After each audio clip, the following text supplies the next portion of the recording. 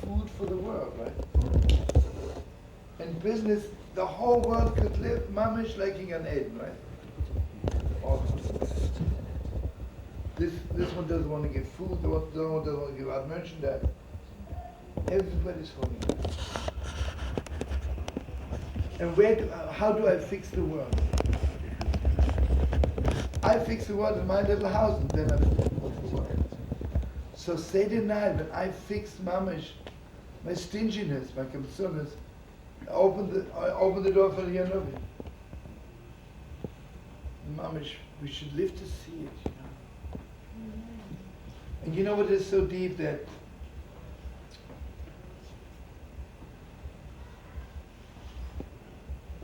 listen to this. Why does matzah taste so good? Because when I sit by the Seder, the matzah opens up to me as much as I'm open to the world.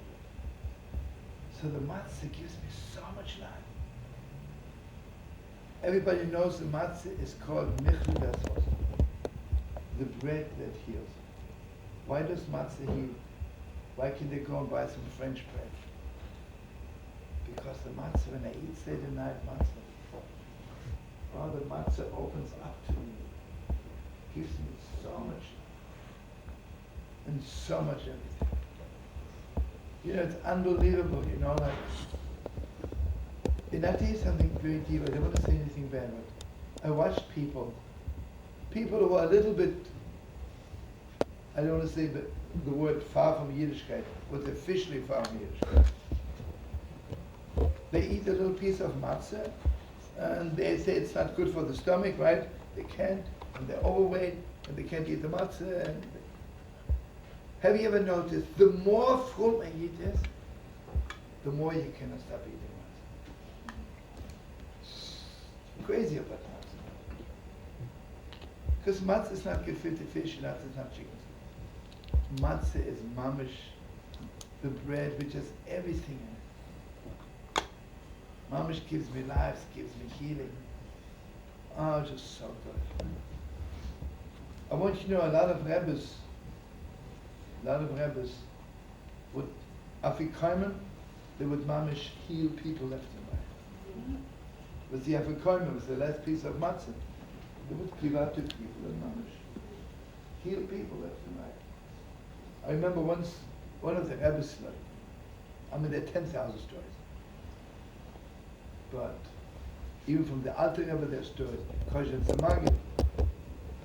Like when someone was mamish gefährlich sick, he would send him a piece of Afikomen.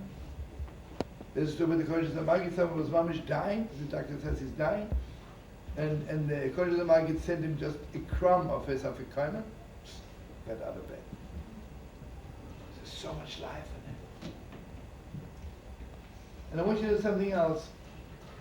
Death, Ishbitzer says, because the neshama is holding back, and my soul is holding back, and my body is holding back. Yeah, there's coexistence. My neshama never opens up completely, and my body also is holding back. You know, today the world is a little bit more into it. You know, we are not even using maybe 1,000th of the strength we have. We're not using our brain power. Who knows how little we use that. All stitched. All holding down. You know what those great giants knew Torah so much? They were not holding back. It's unbelievable. I think I told you one of my greatest moments for me, when I was little, I shared it with you. Then I told it to Josh, you know, when I was 5, you know, after coming, you have to ask my parents. I asked my parents, I want to see a real yeshiva. So I went, at that time I went to Tels. I walk in, and I see there's someone standing, he looks 17 years old. And I saw he doesn't take his eyes off the Gemara. I asked, who's this? So they told me that he always learns 8 hours. But he has somebody else reminding him that 8 hours. Then he lies down, sleeps a little bit, again 8 hours. He's 17 years old, And he is finishing Shas for the 7th time. The thing I told you, when I was a little boy, I had the privilege that Shavnarov was my house. And he went for a walk with me. Actually, my brother and I, we were walking with him all the time because he couldn't walk alone. Sometimes my brother would walk with him, and sometimes myself. The Shavnarov was, without telling you the story, Shavnarov is the city in Lithuania. Have you ever seen a lion before the feeding? The eyes of a lion? That's the way he looked. Shavnarov. His eyes were wild. You know, it was going like this. It was awesome to look at him, you know, because he was thinking the whole time, right? It was like another world. So I'm going for a walk with him, and he says to me, Shlomo, listen to me. If you don't know Shas by Bar Mitzvah, you'll never amount to anything.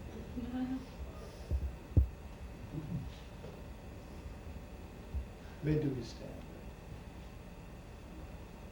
You know, they were so open to the Gemara. The Gemara opened up to them. Yiddishkeit opened up to them. Everything in the world. So Seder night, I want you to know, just to make it very clear, I don't know if I see all of you before Pesach. Just to remind you again, Eliyahu Hanovi, the Haggadah was composed by Eliyahu. It was not the board of rabbis got together and they decided on the text, and the strict text, and then some other rabbi edited it, and then the board of rabbis confirmed. It's a good thing. Every word is a deeper secret. You know, one of the rabbis says there is no chelik in Yiddishkeit, words which have so many commentaries, like that good. Like it's beyond concern, like opening up. And see, Eliyahu lives forever. Why does he live forever? Because his body is completely open to the neshama, and the neshama is completely opened up to his physical being. See, we die because one of them says, okay, I gave you enough. I mean, right. So what you know, Seder night when we eat matzah, we are tasting mamash, the kind of bread which is giving us everything. Mamash everything. And I just want to bless you and me. We should have a taste. You know, there are divrei Torah, every word of the Torah. Every word of the Torah. I don't know if you know this. You know the Friedrich Rebbe's, all the Rebbe's said basically, Noam Melech, this one word of Noam Melech, you can revive the dead. But you gotta know how to do it. Right? The first one, not only who lived forever, the first one who revived the dead person, Eliyahu. How did he revive him? Because Eliyahu was shining into him. Open up. And I want to bless you and leave you this Pesach. You should have so much energy and so much simcha. Okay, I'm telling you this whole Torah because just I want to be ma'ara, my brother's chusim. But you know, my brother was one Yid who mamish did not hold back. Any Yid would ask him anything in the world to learn, to do him a favor. I know, I'm sure anybody who had the privilege of knowing my brother was not stingy. He was completely out of it. My brother was absolutely, especially he was out of stinginess with the time. And you know, my brother was one of the only people, you know, like, I don't say anything bad, but I know you share my feelings. The word is like this: if you're Lubavitch, you're not Belz. If you're Belz, you're not Boba. If you're Boba, you're not Breslau. My brother was probably one of the first people in our generation that opened up to everyone. You know his form, Mamish Bell, Bob, Socket Shop. What? Satna. Wow. You know that my brother was very, very close to the present Satmar Rebbe. Mamish Gewalt. Yeah. Satmar's getting strong, baby. Okay, but I happen to be very serious.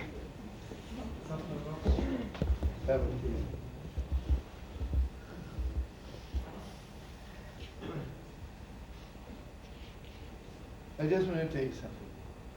You know, my brother came out with so many form, and I'm sure, you know, my brother had so many dreams with more form and more form, and I just want to bless Hadassah and all the Elichaim.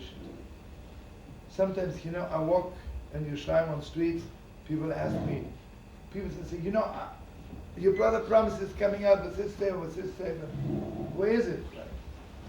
I say, you know, it's really not, I didn't mingle in. But I think maybe the two or the three holy son-in-laws really help Hadassah to put together. You got to put the act together. It's not fair. I just want to share with you a first story of the Heilige Bach, since we are Eniklach of the Holy Bach. We are actually Eniklach of the Bach and also of the Megala Vukus. How far can you go, right? It doesn't show.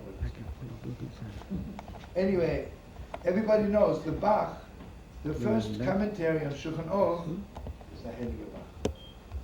Bach is the initials of Beis Kodesh, new house. Awesome. I want you to know that the Bach was like, not just deep, just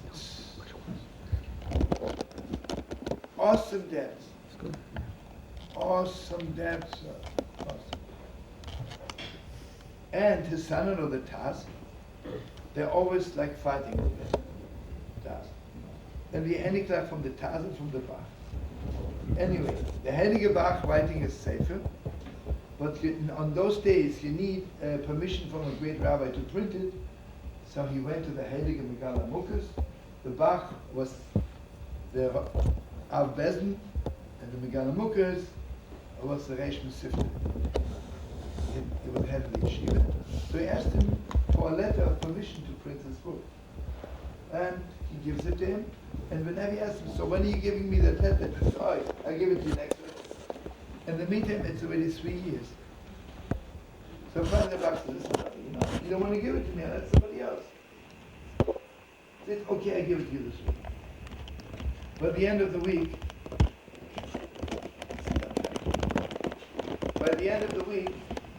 the Bach says, you know, really, this is it. Give the manuscript back to me and I will ask somebody else. So the Megala Muki says, I'll tell you the truth. You know that I can see from one corner of the world to the other. And the saddest thing in the world is, to create in heaven, on the day when your Seder comes out on the printer, you have to do this. And I want you to do it now. So the Heilige Seder, the Bach says to him, oh, you think I don't see from one corner of the world to the other? I know it also. I know on the day when I must say the comes. But he says, who are you to decide what I should think about? Let me decide. So he says, he gave it to him. Mamash praying that all of us should live long forever, and all of us should be privileged to come out with 2,000 strong and live after.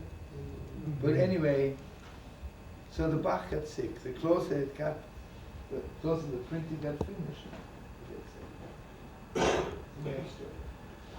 On the last day, he was really weak, and he couldn't pass Shalit. There was the Avbezn. He was like the Holy Court. A person comes in, and the Bach was lying in bed, and the door was open, and in the big room was 3 rabbis sitting there, you know, deciding. So a person comes in, he says, this person owes me 100 ruble, let's say. And the other one says, I don't. You have witnesses? No. According to the Torah, and someone says, you owe me $100, and he says, no, he has 2 swears. And this person is just about going to swear that he doesn't own anything. And the Bach begins making some noise, knocking on the walls. He says, to the Yid, come in. He says, listen to me. I'm still alive. As long as I am alive, I will not permit somebody swearing false. And you and I know that you are not. He starts arguing. The Bach says, listen to me. My time is too precious. I have just a few more hours, not that more. I don't have time to fool around with you. I tell you what, I promise you, you'll sit next to me on Eden and give him the 100 rubles. As much as he was a thief, he must have done something good, you know. So it's unbelievable. When the Heilige Bach left the world, there were two Levites. The Heilige Bach, and that little half-gun, half-thief. Unbelievable, right? But I just want to tell you a fast story about my other Seder, and I'm sure they're very proud of my brother, the Heilige Taz. You know, it's awesome. It is awesome, awesome, awesome. You know, the Taz was the son-in-law of the Bach, and this is, we're talking here about approximately 1610, 1620. And he was 14 years old, and he finished his Sefer on Yeridea. But again, you cannot in those days print a book without Azkara from the Rebbe. He went to Krakow, to Kruke, to ask the Heilige Bach for Azkara on his Sefer. And it's a long, long, long story, and he became the son of the Bach, of the Heilige Bach. And then he went back to Lemberg, and he became the Av Bezdin in Lemberg. And from time to time he would come to see his father-in-law. And whenever he came, then the Megala Mukas, out of respect, would also come to daven with the Bach. One time the Taz comes to visit the Bach, his father-in-law, and the whole city comes. The Megala Mukas also. And after davening, the Taz wants to say Shalom Aleichem to the Heilige Megala Mukas. He runs off. But he ran off in such a way that everybody saw it. So I really put him to shame. So, you know, when you put Talmid Chochem to shame, you have to be Mekabel Zifa, you have to sit on the floor and ask for forgiveness.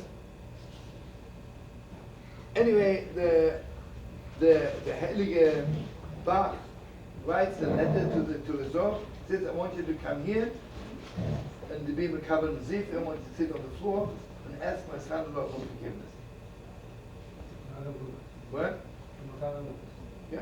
Anyway, while he's writing the letter, two messengers come from the Megala Mukas. As I told you, you can see from one corner from the other. It says, we have a message from the Megala Mukas. He knows that you're writing this letter. And he lets you know, don't waste your time. You are misinformed. Forget it, don't write the letter.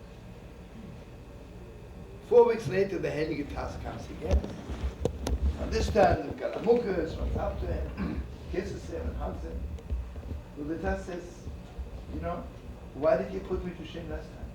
Why didn't you shake my hand? It's a good story to remember. So he says to the Taz, you know how holy the Taz was? You know, like all the big tzaddikim. Imagine I'm in trouble, right? And I go up to the holy Taz and say, Mamish Heilige Rebbe, I'm in trouble. He would say, I want you to know that 5 minutes ago I learned this Taisvis.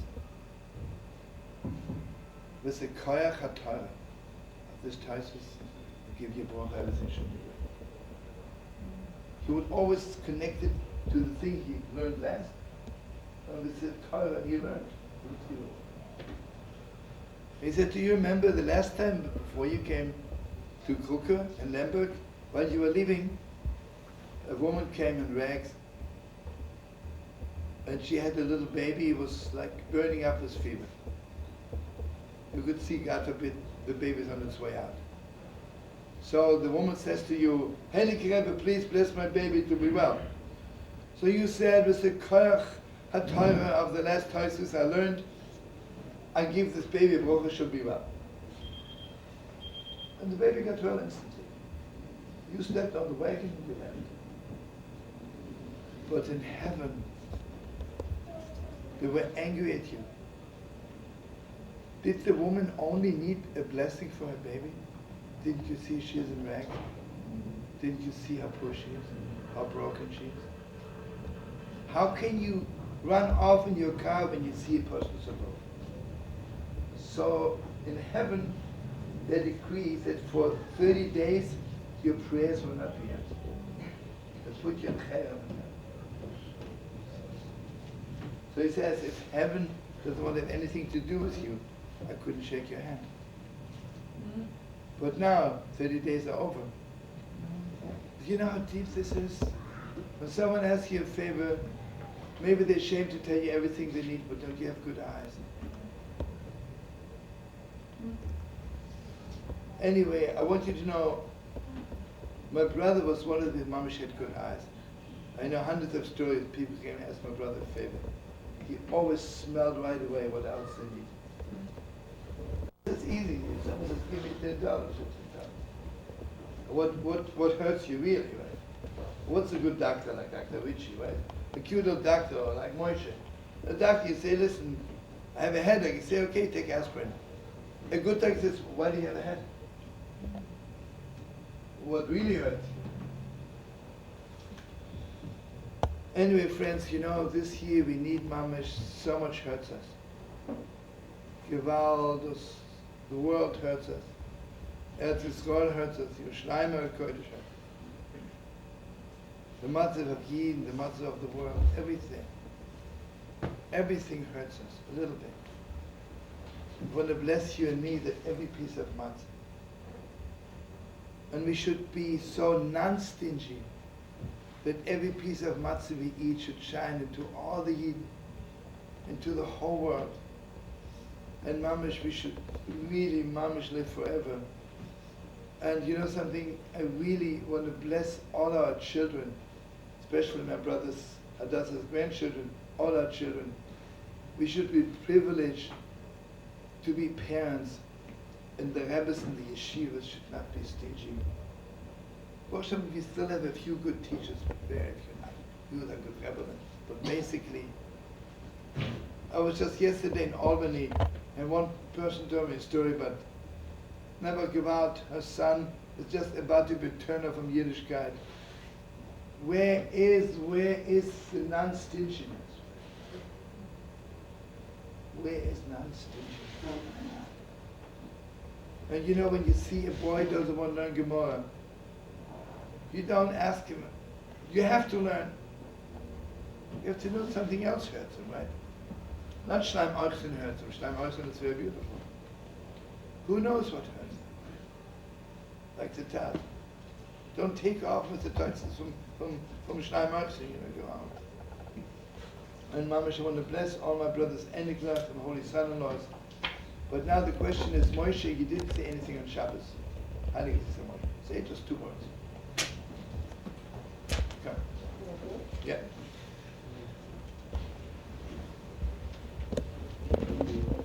Kind of person who explained to me a very fascinating point. You know, there's this handwriting analysis that people do that gives you an insight. Some people say into the person's mind. What this person does was try to do the reverse. Change a person's handwriting and therefore possibly change a person's personality. This blew my mind. Interesting point. But it brings out, I don't really know if this works or not, but it's an interesting idea. There's a very intimate relationship between mind and behavior. So similarly, I think there's a very intimate relationship between Torah and behavior also. Mitzvahs and Torah. For example, I saw the Shabbos, the Baditchiver says, why is it that when the Yidden say if Hashem would have brought us to Har Sinai and not given us the Torah, that it would have been enough for us. How could that be? And in the same vein, and he connected with from the answer, you'll understand why it's a similar question. Avraham Avinu, it says that he did all the mitzvahs without being told what they were, without, of course, before the Torah was given. How did he know what to do? I mean, he says everything he did.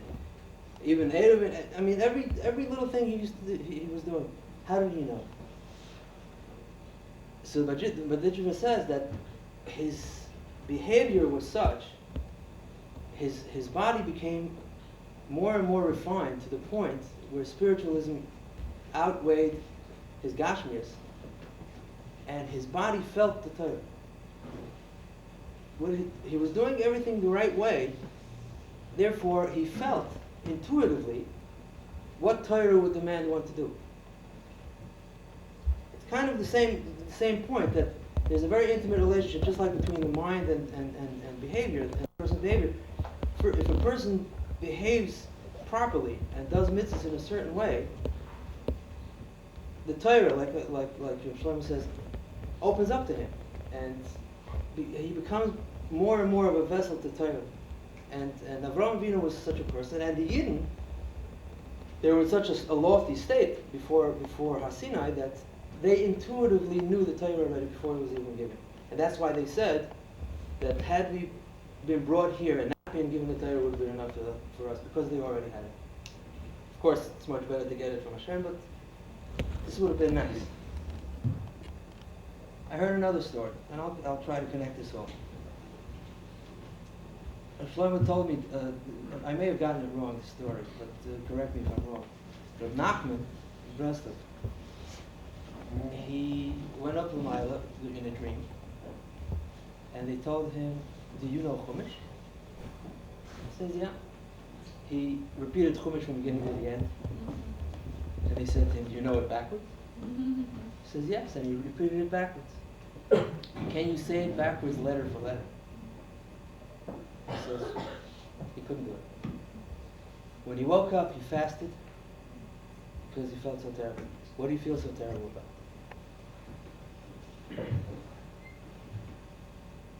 This intimate relationship between Torah and behavior means that if he didn't know Torah, even to the minute point of being able to repeat the Chumash letter for letter backwards, he didn't have enough of a good relationship completely with the Torah. That means something is lacking in his behavior.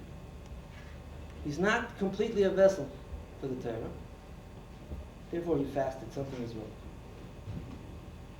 What does all this tell me? This tells me that when you look at a person and you see how well he behaves and how much Torah he knows, are intimately related. Just like this psychological thing that changing the handwriting may affect a person's mind and vice versa. Take a look at a person's Torah, how much he knows, you'll also know how good a person he is, and vice versa. Which brings me to an interesting, one time a snippet my father-in-law told me. He told me about the draft board during the war. When they were in yeshiva in the 40s, America needed more and more soldiers. It was towards the end of the war, I believe. And they were trying to draft yeshiva bach. And all the bachrim went down to the draft board for a physical and for other checkups. And there was a person there on the draft board who wanted to get the yeshiva bachrim into the army. He wanted to rip them away from the yeshiva. He had this thing in for the yeshiva bachrim. But he had respect. And he knew that if a bacher really learns, a yeshiva student really learns, he'd like him to stay in yeshiva. And he's an old yeshiva bacher who went off the path from a long time ago, and he knew what to ask. He knew how to tell if somebody's learning or not. So my shver comes. It's in front of this interrogator. He says to him, how many times are there a machlekes, an argument between a Abai and a Rabbi in the entire Shas? How many people know that? He knew it. The guy let him off the hook. It's a very minor detail. It's not something that somebody's going to go out and learn. And he knew it. And it's just a small window into the person. If he knew that minor detail in Torah, imagine how his behavior was. It begins really with grandchildren. Because the Gemara says only by the third, then we know it's for real. So, my top, super top, beyond top, more than super top, Naftali is here. Just say a few words, I don't know if your holy grandfather comes.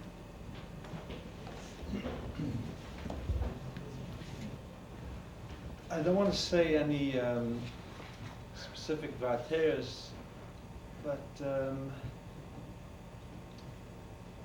rather I just want to share with you the most basic thing that I learned from my grandfather. And my grandfather, like one of the things that Shlomo mentioned is that he was mamish open to everything. I never met anyone like that. There's no such thing as don't look in this book or don't, these chassidim are no good. Mamish, everyone is good. You have to take from the best. Don't decide that this is who you are and therefore you're not going to look at anything else. That was mamish, something very special. But what was the thing really that he taught me? I mean, I'm not actually doing it, but something that he tried to teach me. Even though he didn't try, but it's something he did, and just by doing it, I saw it. And mamish, I haven't seen it since. That when he would learn, and when he would daven, I never saw something like this. It was inside. You know, imagine you're talking to someone who you love the most, and you just have 5 minutes to talk to them. When he would daven, it was mamish, the most inside thing. It was when he was davening, it was something that it was connecting with someone that he loves, that he's not going to connect with for another 5 years. It was like, I never saw, I mean, people daven very nice, very beautiful, and they have nice things happening during davening, but inside, mamish connected. And I daven, maybe I have to say, I daven every day, right, 3 times a day, but really how much do I daven? Maybe once a year. Maybe once in a while something happens to me. And I just feel that people, maybe they take a course in communication or making friends, and they learn how to open up a little bit to other people. They go to a psychologist, they think they're opening up to themselves a little bit. But mamish, my grandfather taught me to mamish open up to the most inside part of yourself. And in order for him to do that, he must have been open on all levels, not only to others, not only to himself, but he was open to God. He was open to beyond, not just beyond for other people. It wasn't a religion that was a social type of religion. It was a very internal type of thing that I've never seen. It wasn't at all something that you did because I did it yesterday. In other words, I daven, and most of us have to say you daven every day because it's a thing, it's a mitzvah to daven. And once in a while, you get off the ground a little bit. It's like you try, it's like a plane that's not really working. You get in and you try to rev the engine up, and once in a while it makes a little short jump. But when my grandfather davened, he wasn't davening because he davened yesterday. He was davening because he was mamish going on a journey that he never went on before. And I just want to wish myself, along with everyone else,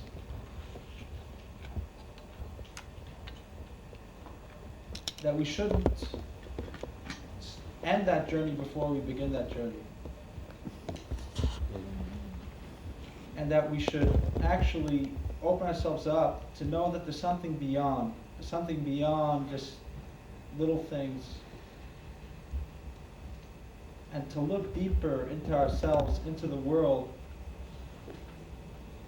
And you know, we all have happiness in life and we all have sadness in life, and I think my grandfather had a very, very much of both of that. He had great joys and great sadness.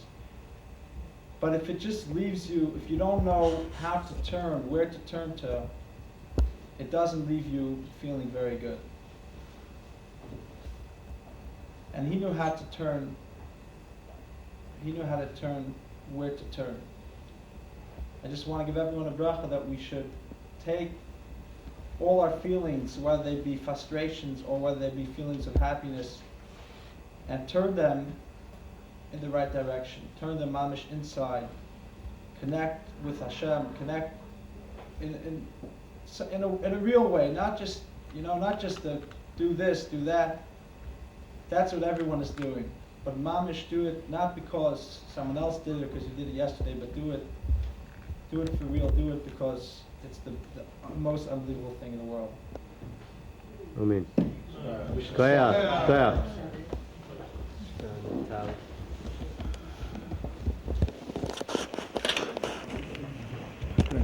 Yeah, no, thank you.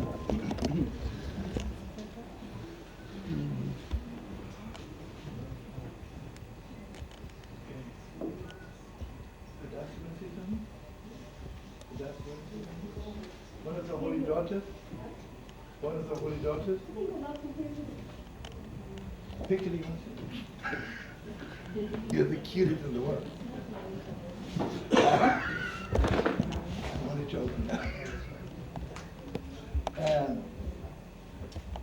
I think Moshe Lieber is the president, wants to say some holy words.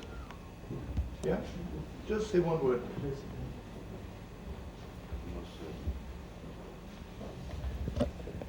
Just the strength to keep Polamoid.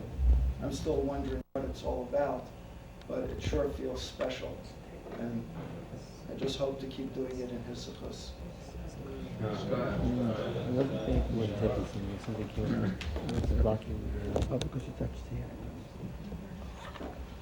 one of the yard sites for your father, Rabbi Shlomo. And the only people that were on time was your brother was on time. And I didn't know then that you weren't supposed to be on time. So I came on time and the shul was dark and nobody was here. And somebody came, I just came to the door and somebody opened the door and it was dark and I didn't know who it was. And he said, like larger than life, he sort of loomed larger than life and he said, can I help you? But it was like with such a deep, can I help you inside that I forgot all about the yahrzeit and I was talking to him for quite a while. And Mama, she was really unbelievable and wonderful. So I just want to bless everybody that you never know who you can learn from on how to help somebody else or when or how, but he's like such a great schus to have a good conversation with him then, and we should all be zolka to be able to help one another, even when you don't expect to need it or to be able to give it. Also, one of my top friends, Abdul legally also has yahrzeit after your brother, your father. Father. No, mother. Or mother. Okay, Mamish, I bless your mother, Shteb Nachas from you. Amen. And Daniel is also part of the feast tonight. And I don't know if you know this, Daniel has the absolute best behaved children, really. They're coming to shul on a Shabbat. I bless you, Shteb, only of Nachas from them.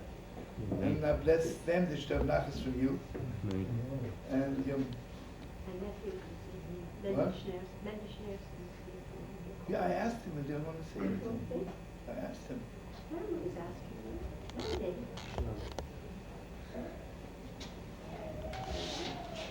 I asked him 3 times.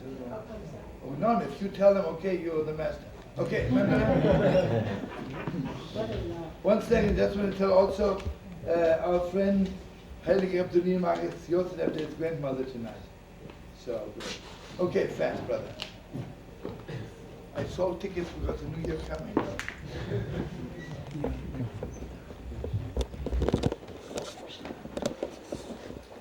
It's intriguing, but the Shabbos, the first yahrzeit, my uncle's yahrzeit was my yacht. coming now from Parshas Vayakov. The Rebbe says in the Sikha that Shabbos a year later, the Yortzeit, Shabbos was Chof Hei Oder. He spoke about Vayakov, the avodah from Vayakov today. What is the avodah of Vayakov today? The person has to look around himself, and he has to assemble himself between all Yidden. How does a person assemble himself between all Yidden? First thing, V'ahavta l'reacha k'mocha. The Rebbe says that the Alter Rebbe in the Seder, in the Nusach Hari Seder, says Nachem loymar koydem atfila v'ahavta l'reacha k'mocha. The first thing the Rebbe says, Nachem loymar koydem atfila, a person has to say it. What does he have to say before davening? Before he asks his own personal needs, he has to mention the fact that he has a mitzvah of V'ahavta l'reacha k'mocha. How does a person be kind of the mitzvah of V'ahavta l'reacha k'mocha? As Rabbi Shlomo mentioned before, through not being stingy. How are you not stingy? By explaining to a person that you have to love a fellow Jew by telling him that we all come from the same root. Chelek Elichaim emal mamash. That means that all Jews are alike, whether they are closer to Yiddishkeit, they are not yet close to Yiddishkeit. The Pasuk says, V'ahavta l'reacha k'mocha. It doesn't tell us what reacha means. It means any Jew, any type of Jew. How do we put Vayakim in perspective? By being mekarev atzveiten Yidden.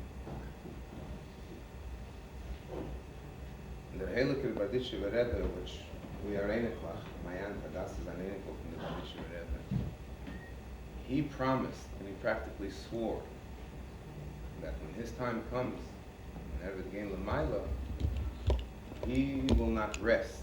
And that Ken Velten Gewaldeven, at the Rebbe will schicken the Goyel. So the Rebbe can gesagt that word. What happened? He promised, he practically swore.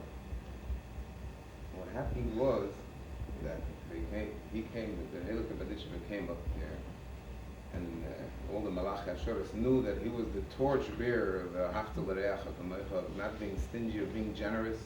He was generous to every single Yid, far from Yiddishkeit, close to Yiddishkeit. They figured they'll use the same, they'll feed him his kind of food with the muntigike. They bribed him. They gave him more kedusha, more gan eden, so that's the situation we're in now. Even the Heilige Badishva can't do it. I'm not going to take up any more of your time, but everybody knew that my uncle was the torch bearer in his time of the V'ahavta l'reacha k'mocha. The Rebbe shall help and this will find a good better for Klal Yisrael and the Wisla is now Yidden for as much.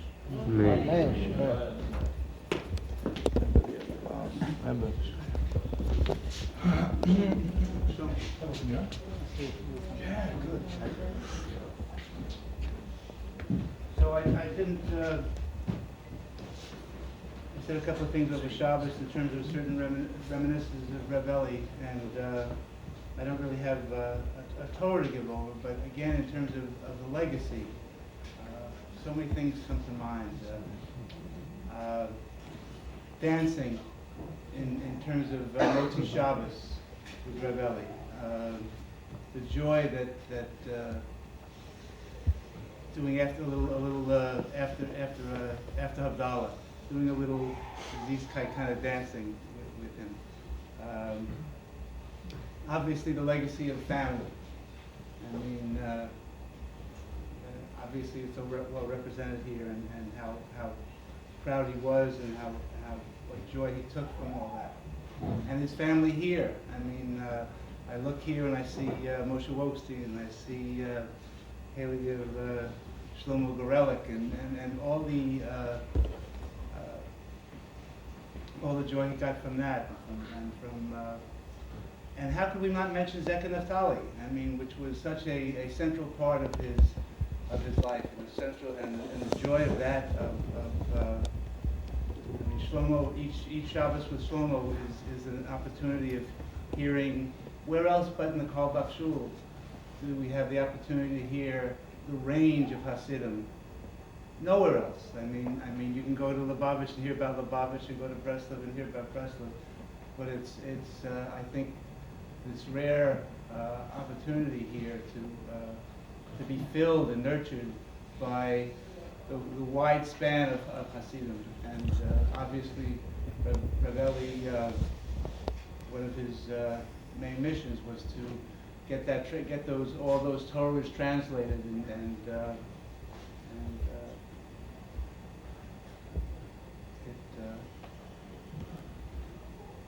it was a great blessing to have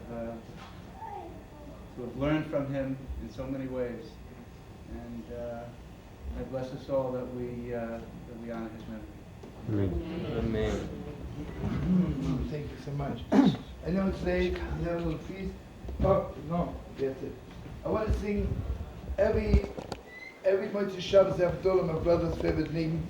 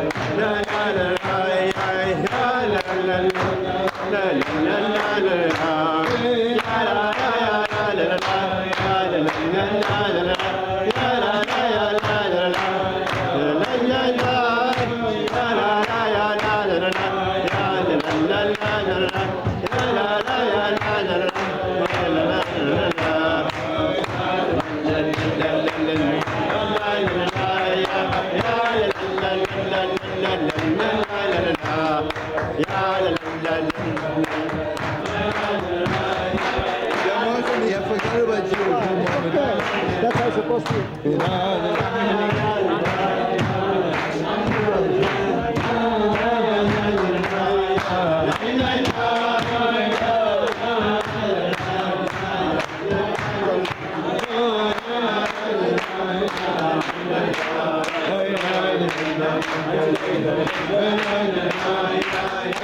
Thank you.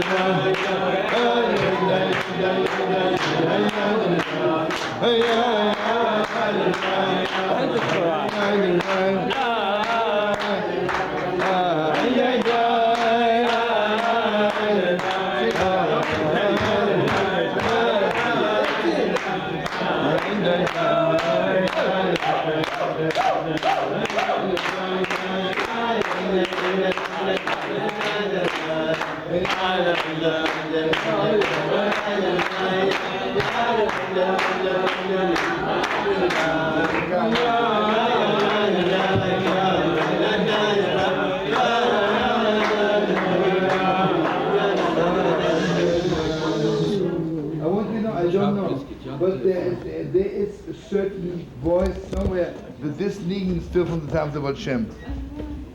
I don't know. Whatever it is, whoever composed this niggin, it's a heilige Yid, it's a gewalt thing. What a symbol. And I did something else. My brother, two things he couldn't stand. He was very sensitive to smell, to fragrance. Mama, she could not stand. You know, and Mama's like, I think I told you in Shopkeeper, the Heilige Shopkeeper, before the Rebbe would walk into the room, they would pour out the most expensive perfume that the room should smell good. My brother was very much into that, and also my brother could not stand sad people, you know. Crafting and complaining the whole time, you know. Anyway, I want to bless you, all of us, that we should be besimcha. Amen. And believe me, Amen. my brother had enough reason to kracht all the time. His life was not so simple. And my brother Mamish tried so hard his whole life, always to be besimcha. And you should pray for all of us. It should be easy for us to be besimcha. And Mamish, I tell you, I just spoke to Yerushalayim this morning. Mamish, Rabbi makes it hard for Yidden to be besimcha. There's few more days of Ador Mam besimcha. The Rabbi was really like a little bit testing our kishkis. Are you holding out? Are you holding out? Are you holding out? And I don't know, some of you mentioned, one of the things my brother did, like the Heilige Shlomo want to read something, but you're not probably to me, it's maybe not so much. But my brother was very much into and the Heilige Piasetzner. The Piasetzner said the Gewaltag. Yom Kippur and Purim are the same. On Yom Kippur you have to fast if you feel good or not. On Purim you have to be besimcha if you want to or not. Gewalt. So the Rabbi Shlomo wants us to be besimcha in Chodesh Adar if you want to or not. But the mamish, my brother should mamish, and all the tzaddikim should open gates for us, that we shouldn't have to force ourselves. Amen. Amen. All the Yidden, Yerushalayim are Kodesh. You know, Gewalt, the Yerushalayim said, for the first time since we came back to the Holy Wall, this Shabbos was no Yid davening by the Holy Wall. No. The government closed the Holy Wall. It's going too far. I don't know how long Yerushalayim can last. You know that even when the English sometimes close the Holy Wall, Yidden always sneaking in and davening. Mamish, I'm sure Yerushalayim, the Holy Wall, must be crying like crazy. Okay, I want to hear good news from Yerushalayim, I want to hear good news from everywhere. Amen. And Mamish, I want to bless my brother, wherever he is up there, that all this form we wanted to come out should really come out eventually. You know, the last thing my brother was working on was Heilige Rabbi Shlomo Radomski. And my brother's burial in Yerushalayim was mamish on the day of the yahrzeit of the Heilige Radomski. And then just, if I can have your attention just for one split second, you know, the Radomski, his specialty besides being one of the biggest rabbis, his singing was gewalt, one of the greatest singers in the world. So when he was 16 years old, he was a chassid of the Heilige Oyel HaShemayim, without getting involved, and he was always singing. One time he was there for Sukkot, and Sukkot was Thursday, Friday, on Shabbos, and the whole time he didn't ask him to sing. And it was really hurt a little bit. Shabbos didn't ask him to sing. And then after Havdalah, suddenly he says, Shloimele, I want you to sing Eliyahu Noved Yod Tishma. And he was so, waiting for 3 days to sing. He let loose, and he was singing so much that people, they felt like he's here. Like, we really came. It was only after he finished singing that suddenly realized he didn't come. Okay, he finished singing, and then the Heilige Oil Shemayim, and like all the real top Lubliner Chevra, they would wear Shabbos completely white. White streimel, white shoes, white socks, everything white. He put his hand in his kapote and pulls out 1 gold ruble. He says, is anybody here who would suspect me that I had this gold ruble on Shabbos? No. That means I got it after Shabbos. So who gave me a gold ruble? So he says, Al-Yanovi, after he heard Rabbi Shlomo is singing, he came and gave me a gold ruble to give to him. Anyway, I want to bless all of us, since we want so much to be with him. We want so much Yanovi to come. And one more thing. Want you to know, my brother had a very strong sense of beauty. Very strong. Like, he really knew what ugly is, what beautiful is. And where's Yitzchak? Back in Yitzchak. I want you to know that we have the privilege on the Moshav to have, there are a lot of painters in the world. I'm sure they're good. But then there are painters, artists who have a sense of beauty. And I want you to know that Yitzchak has the utmost refined sense of beauty, of colors, like really heavenly. And Yitzchak is here for a few days in the Holy Land, and Yitzchak has some unbelievable paintings, and I want you to open up not only your hearts, your pockets also, because Yitzchak Mamish lives on the Moshav. Right now, life in Israel is really hard. And if you can find in your heart to buy all the paintings, or at least one, and also to support Yitzchak and tell your friends. And Yitzchak is here, and you're going to want to see some of his drawings and paintings. Just highly invited. And I mentioned already that his daughter is really, I'm telling you, one of the most beautiful girls in the world. And she, Boshem, was privileged to marry a boy who came from Gibraltar, who studied in the yeshiva. He came one Shabbos to the Moshav and fell in love, like keeled over 5 times. And it was the most beautiful wedding in the world. And I want to bless Yitzchak. You should only have nachas from all your children. You should have parnosa. And when Mashiach is coming, you'll definitely be a rich man because everybody will buy your paintings. But a blessing until Mashiach is coming, they should also buy your paintings. Okay, everybody's invited to a little feast. And thank you so much. And good Shabbos, good Yom Tov, and good Pesach.